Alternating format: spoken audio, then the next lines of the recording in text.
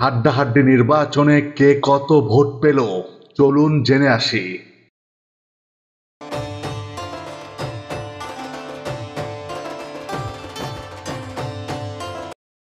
সারাদিন কি বা হলো? উপজেলা পরিষদ নির্বাচনের দ্বিতীয় ধাপে ঝিনাইদহের হরিণাকুণ্ডু ও শৈলকুপা উপজেলায় ভোট গ্রহণ অনুষ্ঠিত হয়েছে। হরিণাকুণ্ডু উপজেলার চেয়ারম্যান পদে বেসরকারিভাবে নির্বাচিত হয়েছেন সাইফুল ইসলাম টিপু। আনারস প্রতীক নিয়ে তিনি পেয়েছেন ৩৪,৩০০ ভোট। তার নিকটতম প্রতিদ্বন্দ্বী দোয়াত কলম প্রতীক নিয়ে রানা হামিদ পেয়েছেন ২৩,৫৯২ ভোট। অন্যদিকে শৈলকুপা উপজেলা চেয়ারম্যানের পদে হাড্ডাহাড্ডি লড়াই হয়েছে। সেখানে উপজেলার চেয়ারম্যানে আওয়ামী লীগের সাবেক সাধারণ সম্পাদক মোস্তফা আরিফ রেজা মন্নু বেসরকারিভাবে নির্বাচিত হয়েছেন।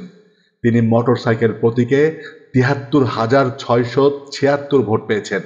তার নিকটতম প্রতিদ্বন্দ্বী উপজেলা যুবলীগের সভাপতি শামীম হোসেন মোল্লা দোয়াত কলম প্রতীক নিয়ে পেয়েছেন ৭১,৮৮০ ভোট। পুরুষ ভাইস চেয়ারম্যান হিসেবে চশমা প্রতীকের জাহিদুল নবী ৭৫,২৭৭ ভোট পেয়ে বেসরকারিভাবে নির্বাচিত হয়েছেন। তার নিকটতম প্রতিদ্বন্দ্বী ছিলেন শাকিল আহমেদ তালা প্রতীক নিয়ে ৫০,৯২০ ভোট পেয়েছেন।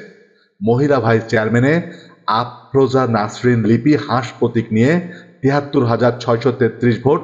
তার নিকটতম প্রতিদ্বন্দ্বী ফুটবল প্রতীকের রাফেজা খাতুন ৫৯,৫৬৬ ভোট।